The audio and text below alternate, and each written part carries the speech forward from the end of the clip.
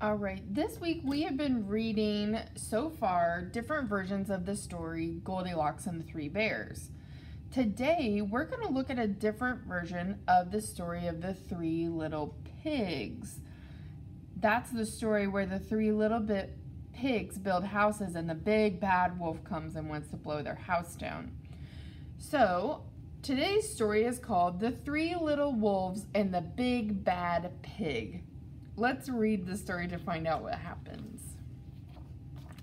Once upon a time, there were three cuddly little wolves with soft fur and fluffy tails who lived with their mother.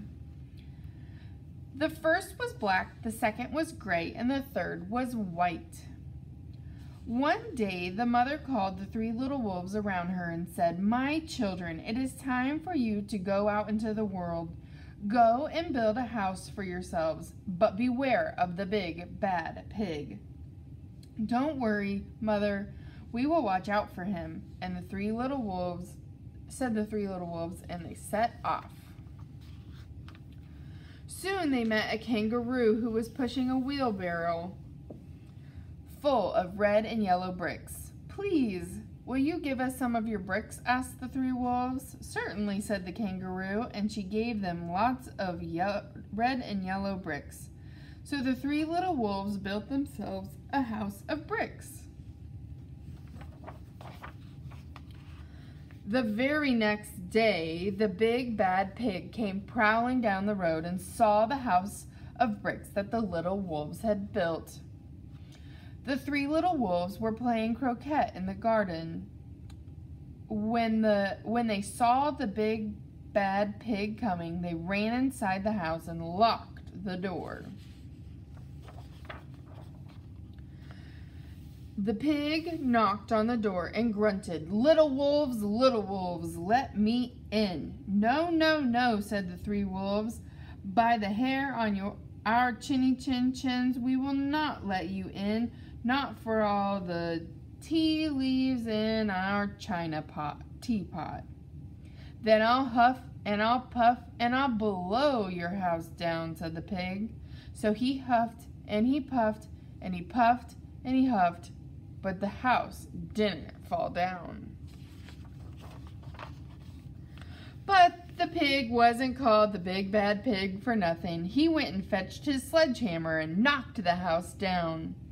The three little wolves only just managed to escape before the bricks crumbled, and they were very frightened indeed.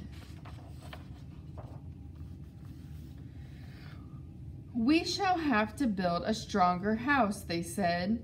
Just then they saw a beaver who was mixing concrete in a concrete mixer. "Please, will you give us some of your concrete?" asked the three little wolves. "Certainly," said the beaver, and he gave them buckets and buckets full of messy, slurry concrete. So the three little wolves built themselves a house of concrete. No sooner had they finished than the big bad pig came prowling down the road and saw the house of concrete that the little wolves had built. They were playing battledore and shuttlecock in the garden, and when they saw the big bad pig coming, they ran inside their house and shut the door. The pig rang the bell and said, "Little frightened wolves, let me come in." "No, no, no," said the three wolves. "By the hair on our chinny chin chins, we will not let you in. Not for all the tea leaves in our china teapot." "Then I'll huff and I'll puff and I'll blow your house down," said the pig. So he huffed and he puffed and he puffed and he huffed, but the house didn't fall down. Oops. But the pig wasn't called the big bad pig for nothing, so he went and fetched his pneumatic drill and smashed the house down. The three little wolves managed to escape by their chinny chin chin, but their chinny chin chins were trembling and trembling and trembling. "We shall build an even stronger house," they said, because they were very determined. Just then they saw a truck coming along the road carrying barbed wire, iron bars, armor plates, and heavy metal padlocks. "Please, will you give us some of your barbed wire, a few iron bars, and armor plates, and some heavy metal padlocks?" they said to the rhinoceros who was driving the truck. "Sure," said the rhinoceros, and he gave them plenty of barbed wire, iron bars, armor plates, and heavy metal padlocks. He also gave them some plexiglass and some reinforced steel chains because he was a generous and kind-hearted rhinoceros.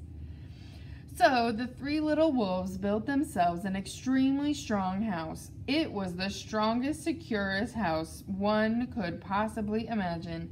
They felt absolutely safe. The next day, the big bad pig came prowling along the road as usual. The three little wolves were playing hopscotch in the garden, and when they saw the big bad pig coming, they ran inside their house and bolted the door and locked all 37 padlocks. The pig dialed the video entrance phone and said, "Little frightened wolves with trembling chins, let me come in." "No, no, no," said the three little wolves. "By the hair on our chins, we will not let you in, not for all the tea leaves in our china teapot." "Then I'll huff and I'll puff and I'll blow your house down," said the pig.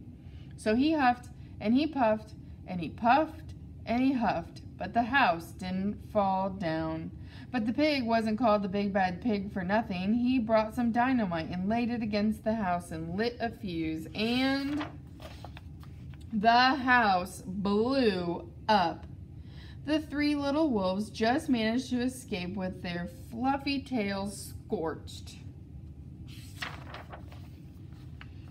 "Something must be wrong with our building material," they said. "We want to try something different, but what?"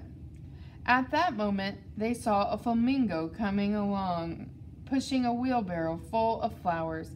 "Please, will you give us some flowers?" asked the little wolves. "With pleasure," said the flamingo, and he gave them lots of flowers. So the three little wolves built themselves a house of flowers. On the wall of marigolds, one wall of marigolds, one wall of daffodils, one of pink roses, and one of cherry blossoms. The ceiling was made of sunflowers, and the floor was a carpet of daisies. They had water lilies in their bathtub and buttercups in the refrigerator. It was a rather fragile house, it swayed in the wind, but it was very beautiful. The next day, the big bad pig came prowling down the road, and he saw the house of flowers that the three little wolves had built. He rang the blue bell at the door. The little frightened wolves with the trembling chins and the scorched tails, "Let me in." "No, no, no," said the three little wolves. "By the hair on our chins, we will not let you in, not for all the tea leaves in our china teapot." "Then I'll huff and I'll puff and I'll blow your house down," said the pig. But he took a deep breath, ready to huff and puff. He smelled the soft scent of flowers. It was fantastic. And because the scent was so lovely, the pig took another breath and another.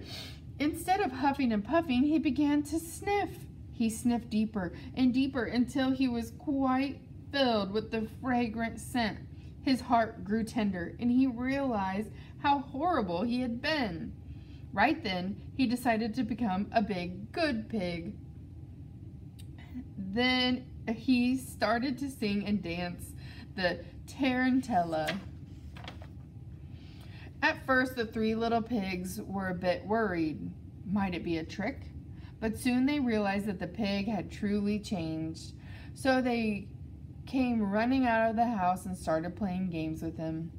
First they played Pig Pog and Piggy in the Middle, and then they were all tired. They invited him into the house. They offered him tea and strawberries and wolfberries, and they asked him to stay with them as long as he wanted. The pig accepted, and they all lived happily ever after. So, if you've ever read the normal Three Little Pigs, that is very different from the original story. Tell me on Flipgrid, what are the characters in this story? What is the setting of the story? And what happens in this story?